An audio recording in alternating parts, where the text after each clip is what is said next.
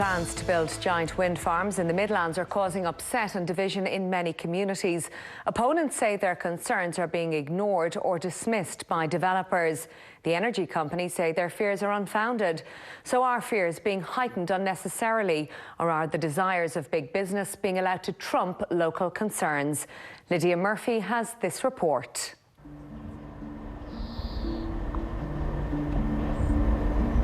What do you think of when you see a wind turbine? Clean green energy or a blight on the landscape?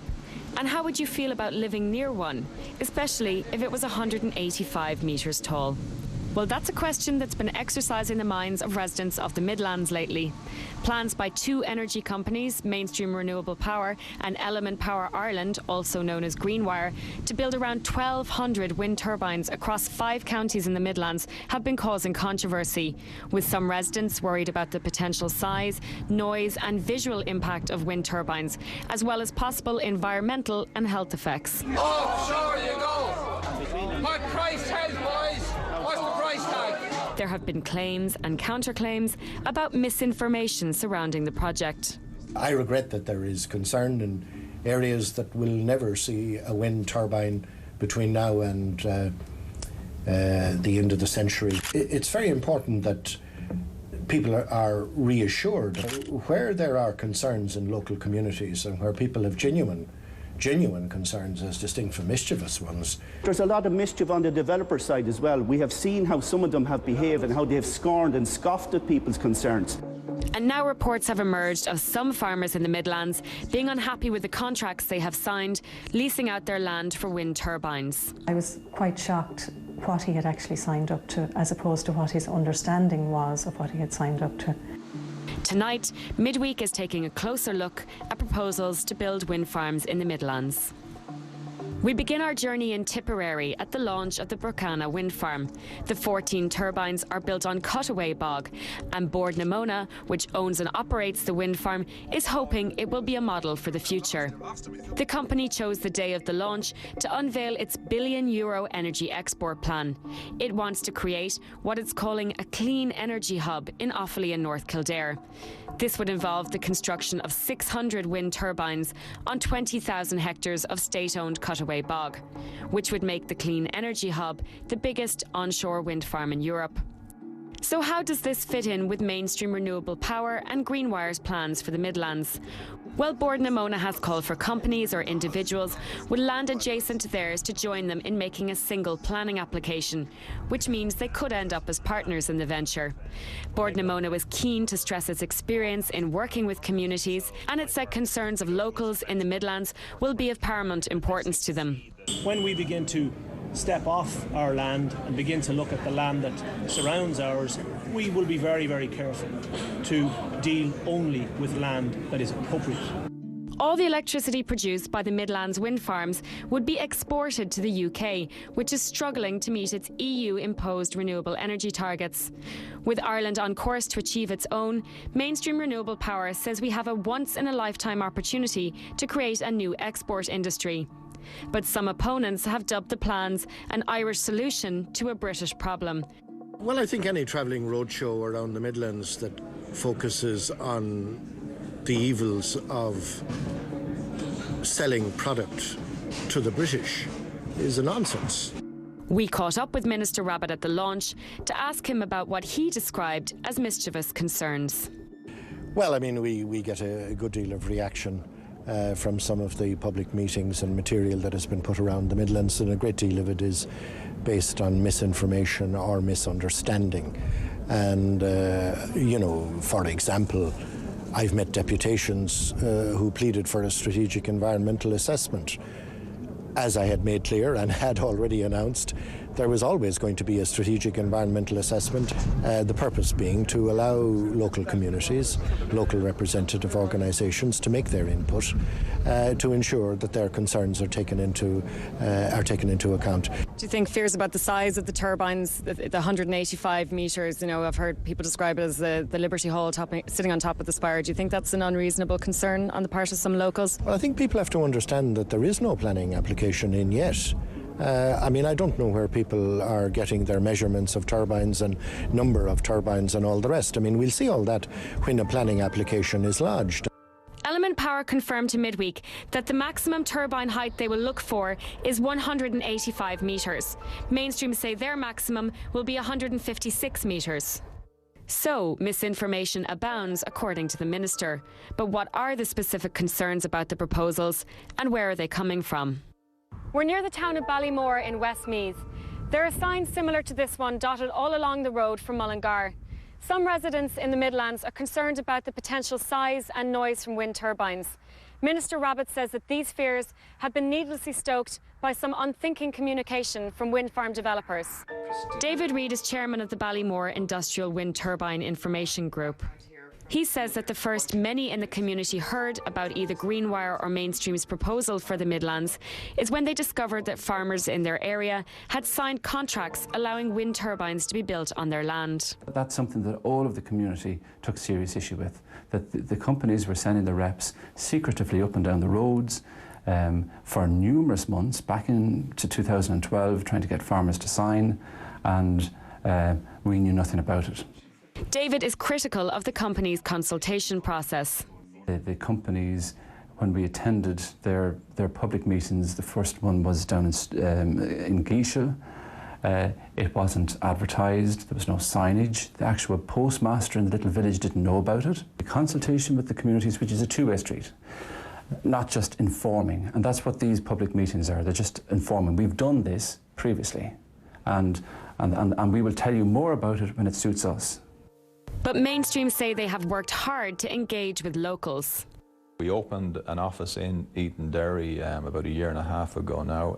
That's staffed by our own people. Every Tuesday it's open day for anybody to come in and discuss the project with us. We put 7 teams on the ground. Thus far we have visited nearly 2,400 homes. David believes local opposition to onshore wind farms in Britain has led to a change in government policy there. The British are so against wind farms now that David Cameron's government had to do a U-turn on policy because they were being annihilated in the local rural elections to put communities first and effectively give them a veto. And that happened last June of this year, and it puts added pressure and added opportunity on for these companies now to export from Ireland and to the UK. And that's a serious community concern. It's a fallacy that Britain is not building onshore wind farms, and Britain's target onshore is to have 13,000 megawatts. You're talking of the order of 4,000 turbines onshore. There are much more wind farms being constructed onshore in the UK than will be in Ireland in the next 10 years. Johnny Casey is also a resident of Westmeath. He says he was approached by a representative of Greenwire during the summer and was told he would be entitled to compensation if planning was granted to build 2 wind turbines near his house. He handed me this documentation with a form in it to sign, and that I would be entitled up to 10 to 11,000 in a once-off payment for infringement money. There must be something wrong, I says. Why you're coming now with infringement money? Say, what's the problem? Why? He says, no problem. But say, there must be. When I'm being offered infringement money. What did he say to that? Well, he denied to be any. But say, why are you giving me money then? He couldn't answer me. He was asked to sign a document addressed to a county council planning department consenting to the building of the turbines. He didn't sign the document. A wind turbine must be a minimum of 500 metres back from a house, according to the current wind energy development guidelines, which were published in 2006. Johnny doesn't feel this would be far away enough if the turbines are 185 metres tall. I can't visualise or understand what the sound would be off those massive turbines, because there's nothing like them in Britain or Europe, this size. These are the biggest ones ever. You can see that the turbine size is the same height as the spire in O'Connell Street. So that's some height. Are you afraid that the wind turbines will get planning permission and go ahead? Oh, definitely. It's not so much for me, but for people that come after me. It'll devalue my property. if I want to dispose, or my siblings want to dispose of it, it'll definitely devalue it. Or if I live in it, I wouldn't. I was talking to them, they wouldn't come back to live in it if these are on the horizon, say 500 metres from the house. It wouldn't be a nice place to live. The Wind Energy Development Guidelines, which make recommendations on issues like setback distance, are currently being reviewed by the Department of the Environment. Senator John Whelan, who is based in Laois Offaly, believes there should be a bigger setback distance. The reality is that the current setback is 500 metres based on the time when wind turbines were 50 metres, so it was a multiple of 10. We're saying that there must be now a proportionate and pro-rata setback based on a 185-metre turbine, which is a real monstrosity. You couldn't have it within 500 metres of your home. It wouldn't work. The Sustainable Energy Authority of Ireland has been commissioned to conduct a targeted study of certain aspects of the Wind Energy Guidelines 2006. Senator John Whelan has raised concerns about what he believes is an apparent conflict of interest. Unfortunately, the Brendan Halligan issue is one that's just not going to go away. It was raised again by Deputy Sean Fleming in the Dáil this week. I cannot see how on one hand you can serve the public interest by being in charge of the renewable energy policy for the government and the state as being chair of Sustainable Energy Ireland, and on the other hand be in bed with the wind farm developers by being a member of the board of one of the leading wind farm developing companies. By any stretch of the imagination, that on the face of it appears to me to be a conflict of interest, and I believe Brendan Halligan should consider his position because it's undermining public confidence in the consultation and planning process. We contacted the Sustainable Energy Authority of Ireland for a response, and they told us SEAI takes its responsibility for the governance of the authority very seriously and acts in accordance with prevailing best practice in the governance of state bodies. At its annual conference this year, the Irish Wind Energy Association, that's the lobby group for wind farm companies, said its opponents were given the chance to say whatever they like, even if it isn't factual, while the industry struggled to get the good story in, because support for wind energy was not as sensational or emotional as opposition. Now Element Power has started to produce a series of promotional videos called Living with Wind. Their first video focused on Lisheen Wind Farm in Tipperary, which is owned by Bord Gáis. Yes, there can be shadow flicker, but in my experience, it comes and goes very quick. We decided to travel to Tipperary to speak to Element Power and some locals about the wind farm. The wind turbines that you can see here behind me are part of Lisheen Wind Farm, which became operational in 2009. The turbines are around 140 metres tall, so around 45 metres shorter than what's planned for the Midlands. Greenwire say that local residents here initially had concerns about the turbines going up. The wind farm consists of 30 turbines in total and is partially situated on the grounds of a zinc mine. This has led some locals in the Midlands to question the validity of the comparison to what's proposed for their area. It's a rural community, very much based around agriculture, flat terrain, very similar to what we are looking at in the Midlands. Typical of any wind farm project that is new into a region, a lot of concerns are raised. Generally they're in the areas of noise and flicker and health concerns. Once people see a wind farm for themselves and once you live in close proximity to a wind farm, you will start to realise that there are no such issues. I think it's critical that people, when they're assessing this project, that they get the facts so that they can have a full understanding of what's involved. There is a lot of misinformation out there. Some people are being misled. We also spoke to local councillor John Hogan, who says there were initial concerns in the area about noise and the visual impact. People that were objecting the most initially and felt these were going to be detrimental to the area now have turbines on their land. I have had many visitors from the Midlands, people coming down and asking me my opinion on what I think of these turbines, and I suppose what I find amazing is nearly the first question they'll ask you is how much would a farmer get for having one of these on their land, and some people are worried that their neighbours are getting them on, and I feel there could be a little bit of jealousy factor too. Podge and Murty are both farmers in Tipperary. Their house is the closest to any wind turbine in the Lisheen wind farm, around 500 metres back. They don't make any income from the wind turbine as it's not on their land. How do you feel now that they're up? Do you like the look of them, or do they bother you? Or actually, they don't. I'm so used to looking at them now. People often say, "Oh, such a turbine is stopped."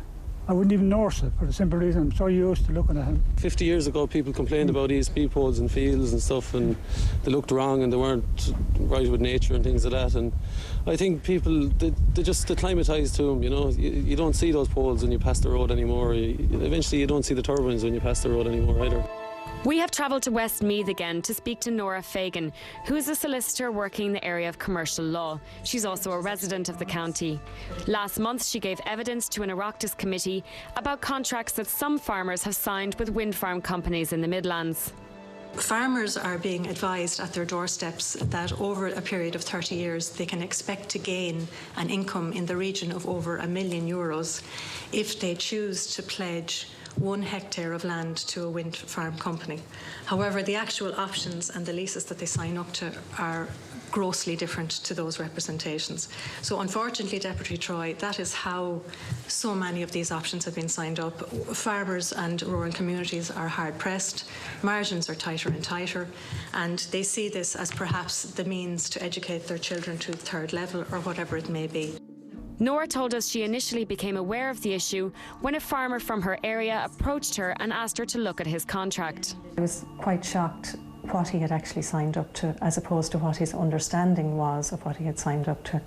We discussed the contracts in detail. I went through quite a lot of points with him. He became quite distressed. You know, so straight away he said, I really have to get out of these contracts. Nora says many of the farmers she has spoken to thought they were only leasing 1 hectare of their land. If you go through these pages, you'll see that this lease is over the entire farm. There's no mention at all anywhere in this lease of 1 hectare. Nora has other concerns about the contracts, including the possibility that the lease or option may be sold on to a third party, over which the farmer would have no control. The IFA very much endorsed these contracts and endorsed a particular template and said that this template was in the best possible interests of farmers and was a template almost to be used for the future. And this is the template that I'm looking at all the time, and I have huge concerns with it. What do you say to somebody who would say, well, buyer beware, you know, these farmers have entered into legal contracts, and if they weren't aware, they should have been aware of what every clause meant? At the end of the day, farmers aren't solicitors, and they're relying on their lobby groups, they're relying on their representative associations to protect them and defend them. None of the farmers who signed up to any of these agreements had any understanding of the scale or the size of the turbines. And again, the contracts deliberately omit the scale, the type, the size of the turbines. Nora says she has spoken to around 50 farmers who want to pull out their contracts. Element Power and Mainstream Renewable Power say they have signed up nearly 1,000 landowners between them. So those unhappy so far appear to be in the minority. Nora says she thinks more will follow suit, and that some farmers are afraid to speak on the record because they're worried they will be sued by the wind farm companies. Mainstream Renewable Power has denied that there is any gagging clauses in their contract. There was one farmer willing to speak to us on the condition of anonymity. We have disguised his voice. He told us how his family was approached and asked if they were interested in having a wind turbine on their land. I mentioned a few income figures, up to, I think it was 17,000 a year was the figure that was mentioned at that time, and would we be interested in you know, having something to do with it or finding out more about it, I suppose. The other thing that was said to us at that time was that, you know, your neighbours will probably sign up. That was kind of a motivating factor in the end for us, because we thought, well, we've only one little strip, and that was kind of, we were told the other our neighbours were signing, you know. So I think kind of quite a lot of people were kind of you know, sort of signed up that way because, well, you might as well, sure, your neighbour is doing it. This farmer says although they did get independent legal advice, they were subsequently unhappy with the quality of it. He says the IFA had a big influence on their decision to sign up in the end. It seemed like a sort of a generic contract, and, you know, they sort of negotiated these concessions, and they said, like, you know, they sort of cited the example of when motorways went through, they protected farmers' rights and made sure that farmers weren't trodden on. It was that kind of a comparison that was made. He feels the IFA should have given what he describes as a more balanced view of the wind farm proposals. We need to tread very carefully here. We need to consider that we're custodians of the countryside, and we need to consider really carefully the effect on the local community and what this scheme is going to be. And that was never mentioned at any of these meetings. It was not something that came up. Midweek requested an interview with Ger Bergen, the IFA's climate change and renewables spokesman, to discuss these issues. Our first interview request was on the 10th of October. We were told by the IFA press office today that Mr Bergen is campaigning at the moment for IFA president and will not be in a position to take part. We asked the IFA to respond to specific points in this report about the wind farm contracts and their role in negotiating them. We were sent the following statement.